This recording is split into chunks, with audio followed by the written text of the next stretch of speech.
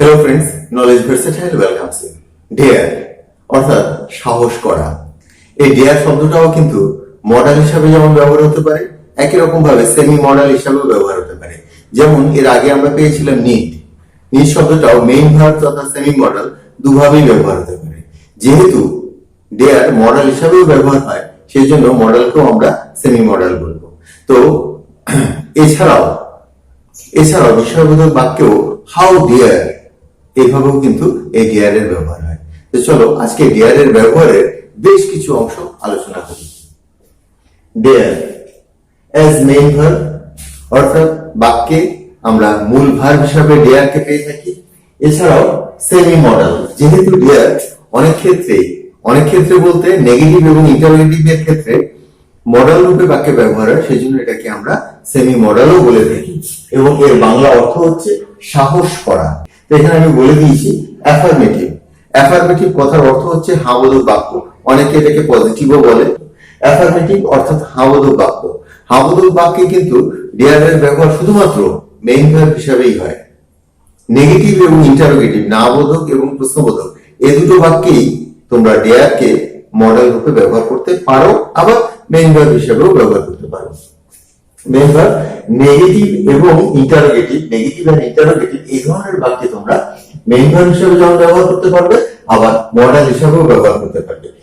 যেহেতু সমস্ত ক্ষেত্রে এটাকে মডেল হিসেবে ব্যবহার করা যায় না, কিছু ক্ষেত্রে এটাকে মডেল হিসেবে ব্যবহার করা যায়, তাই ডেয়ারকে আমরা সেমি মডেল বলি। আর no continuous form, no continuous form কথার অর্থ হচ্ছে ডেয়ারের সাথে আইএনজি লাগিয়ে কখনোই আমরা কিন্তু কন্টিনিউয়াস ফর্ম তৈরি করতে পারি না। যদিও ডেয়ারের সাথে আইএনজি যোগ হয়ে প্রেজেন্ট পার্টিসিপল তো অবশ্যই হয়ে থাকে। ডেয়ারিং ম্যান, সাহসী মানুষ, এইভাবে আর কি অ্যাডজেক্টিভের ভূমিকাটা পালন করে। এবার আমরা উদাহরণের মাধ্যমে বিষয়টাকে বোঝার চেষ্টা করি। I dare to order him, তাকে আদেশ দেওয়ার আমি সাহস করি। আমি তাকে আদেশ দেওয়ার সাহস করি, আমি সাহস করি তাকে আদেশ দেওয়ার। আই ডেয়ার টু অর্ডার হিম, এখানে আমাদের ডেয়ার যেটা, এটা তোমার মেইন ভার্ব হিসেবে ব্যবহার হলো। এবার দেখো নেগেটিভ সেন্টেন্সে আসছি। 2 নম্বরে I don't dare to order him, তাকে আদেশ দেওয়ার আমি সাহস করি না। এক্ষেত্রেও কিন্তু তুমি আই ডোন্ট ডেয়ার, বুঝতেই পারছো মডাল হলে ডেয়ার নট হতো। I don't dare to order him, এখানেও মেইন ভার্ব হিসেবেই কিন্তু ডেয়ারটা আমরা ব্যবহার করলাম। এবার দেখো এই যে নেগেটিভ সেন্টেন্সটা, এটাকেই আমরা কিন্তু মডাল হিসাবে ডেয়ারকে ব্যবহার করেও লিখতে পারি। এই সেন্টেন্স যেটা রয়েছে I don't dare to order him, তাকে আদেশ দেওয়ার আমি সাহস করি না, একই অর্থ। I dare not order him, I dare not order him, I dare not order him বা I don't dare to order him। তো একটা জিনিস খেয়াল করে দেখেছো কি, এখানে ডেয়ার ব্যবহার করার ফলে টু অর্ডার, এখানে টু এর ব্যবহারটা নেই, অর্থাৎ এটা মডাল হয়ে গেলেই এটার পরে এক্ষেত্রে কিন্তু আমরা ইনফিনিটিভের ব্যবহার করতে পারি না, যেটা এখানে ডেয়ারের পর টু রয়েছে। অর্থাৎ মেইন ভার্ব হিসেবে ডেয়ারের ব্যবহার হলে আমরা ইনফিনিটিভের ব্যবহার করতে পারি, কিন্তু যখনই সেটা মডাল রূপে ব্যবহার হবে তখন আর আমাদের কিন্তু ইনফিনিটিভের প্রয়োগটা হবে না। I dare not order him, তাকে আদেশ করতে আমি সাহস করি না। তারপর এক্সাম্পলটা দেখো, do you dare to order him, এটা একটা ইন্টারোগেটিভ সেন্টেন্স, প্রশ্নবোধক বাক্য, কিন্তু এখানে আমরা ডেয়ারটাকে মেইন ভার্ব হিসেবে নিয়েছি। তুমি কি তাকে আদেশ করতে সাহস করো, তুমি কি তাকে আদেশ করতে সাহস করো, এখানে আমাদের ডেয়ার যেটা সেটা মেইন ভার্ব। এটাকেই এই একই অর্থে আমরা কিন্তু মডাল রূপে ডেয়ারের ব্যবহার করেও আমরা লিখতে পারি। ডেয়ার ইউ অর্ডার হিম, তাকে আদেশ করার সাহস করতে পারো কি তুমি, তুমি কি তাকে আদেশ করার সাহস করো। ডেয়ার ইউ অর্ডার হিম, এখানে তোমার সেমি মডেল রূপে ব্যবহার হবে। ডেয়ার ইউ অর্ডার হিম, একই রকম ভাবে এই ক্ষেত্রেও কিন্তু তোমরা ইনফিনিটিভের ব্যবহারটা পাবে না। এখানে do you dare to order him, to রয়েছে, কিন্তু এখানে তোমাদের আর টু এর ব্যবহারটা নেই। তো তোমরা দেখতে পারলে যে ডেয়ারকে অ্যাফার্মেটিভ সেন্সে, প্রথমটাই ছিল অ্যাফার্মেটিভ, অ্যাফার্মেটিভ সেন্সে যখন আমরা ব্যবহার করব, অ্যাফার্মেটিভ প্যাটার্নে যখন আমরা ব্যবহার করব, তখন কিন্তু ডেয়ারের কোনো সেমি মডেল রূপ নেই। কিন্তু যখনই নেগেটিভ ইন্টারোগেটিভ আর নেগেটিভ ইন্টারোগেটিভ যদি একসাথে মিশিয়েও দিই, সেক্ষেত্রেও কিন্তু ডেয়ারকে তোমরা সেমি মডেল রূপে বা মডেল রূপে ব্যবহার করতে পারবে। যেহেতু ওভারঅল আমরা অ্যাফার্মেটিভে ডেয়ারকে ব্যবহার করতে পারি না মডেল রূপে, তাই এটাকে সেমি মডেল বলে। এরপর আমরা পাস্ট ফর্মে দেখছি, he dared to come alone, main verb, সে একা আসার সাহস করেছিল, সে একা আসার সাহস করেছিল।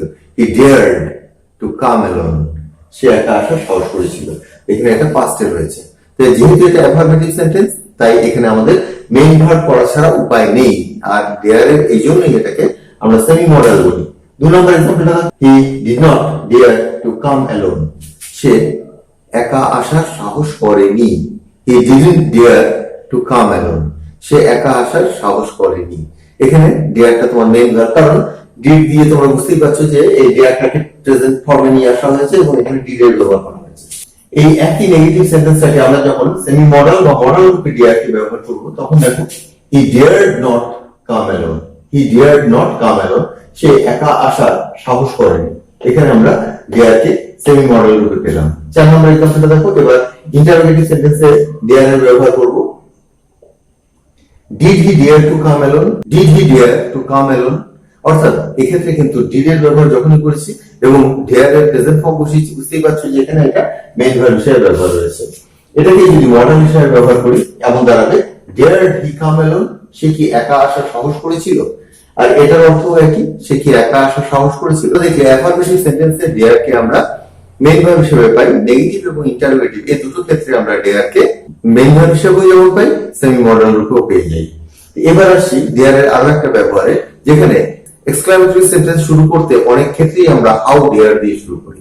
এর অর্থ হয় কোন সাহসে বা তোমার সাহস হয় কি করে, এমন অর্থে। কোন সাহসে বা এত সাহস হয় কি করে, এমন সেন্স ক্লিয়ার করার জন্য আমরা হাউ ডেয়ার দিয়ে শুরু করি এবং সেন্টেন্স গুলো কিন্তু তোমার বিস্ময়বোধক হয়। যেমন হাউ ডেয়ার দিয়ে আমরা শুরু করি এবং এক্সক্লামেটরি সেন্টেন্স সেগুলো হয় এবং সেগুলো দিয়ে বাক্য শুরু হয়। আর এই ক্ষেত্রে কিন্তু ডেয়ারটা তোমার semi modal. How dare you come here? এখানে আসার তোমার সাহস হয় কি করে? How dare you come here? এখানে আসার তোমার সাহস হয় কি করে? 2 নম্বর এক্সাম্পলটা দেখো। হাউ ডেয়ার হি গো দেয়ার? এরপর কিন্তু গোজ হবে না, কারণ এটা তোমার ইনফিনিটিভ, যেহেতু এটা মডেল তাই এখানে টু বসেনি। How dare he go there? তার সাহস হয় কি করে সেখানে যাওয়ার। How dare you? তোমার এত বড় সাহস? How dare you? তোমার এত সাহস, তোমার এত বড় সাহস। দেখো কনস্ট্রাকশন গুলো, হাউ ডেয়ার ইউ, এগুলো কিন্তু সব মডেলের ব্যবহার। তারপর সেন্টেন্সটা দেখো, how dare you say so? তোমার সাহস হয় কি করে এমনটা বলার? তোমার সাহস হয় কি করে এমনটা বলার। এবার দেখো হাউ এবং ডেয়ার এর এই কম্বিনেশন আমরা কিন্তু প্রশ্নবোধক বাক্য ব্যবহার করতে পারি এবং সেক্ষেত্রে এই ডেয়ার কিন্তু মেইন ভার্ব হিসেবে ব্যবহার হয়। সেই এক্সাম্পলটা এখানে, কিন্তু how did you dare to come here? তো বুঝতেই পারছো তুমি এখানে আসার সাহস করো কি করে। এখানে কিন্তু বিস্ময় প্রকাশ করা হচ্ছে না, এখানে এটা একটা প্রশ্ন। How did you dare? তুমি সাহস করো কি করে বা তোমার এতটা সাহস হয় কিভাবে এখানে আসা। এখানে কিন্তু তোমার এটা মেইন ভার্ব, কারণ ডি এবং ডেয়ার এর ব্যবহার করেছি। তো ডেয়ার দিয়ে আমরা বেশ কিছু কনস্ট্রাকশন দেখলাম। তার মধ্যে মূল জায়গা যেটা, ডেয়ার হচ্ছে সেমি মডেল। অ্যাফার্মেটিভ সেন্টেন্সে এটা তোমার মেইন ভার্ব, কিন্তু নেগেটিভ এবং ইন্টারোগেটিভ সেন্টেন্সের ক্ষেত্রে তোমরা এটাকে মডেল রূপেও ব্যবহার করতে পারো, আবার মেইন ভার্ব রূপেও ব্যবহার করতে পারো। এছাড়াও কোন সাহসে বা তোমার সাহস হয় কি করে এমন সেন্স ক্লিয়ার করতেও কিন্তু আমরা হাউ ডেয়ার দিয়ে বিস্ময়বোধক বাক্য শুরু করি। আজকের আলোচনা এখানে শেষ করছি। পরবর্তী আলোচনা আবার যোগ দেবো। আমার পূর্ববর্তী ভিডিওর কিছু লিঙ্ক তোমরা নিচে ডেসক্রিপশনে পেয়ে যাবে, সেগুলোকে ক্লিক করে দেখে নিও, খুবই ইম্পর্টেন্ট সেগুলো। And if you like the video, subscribe and hit bell. Thanks for watching.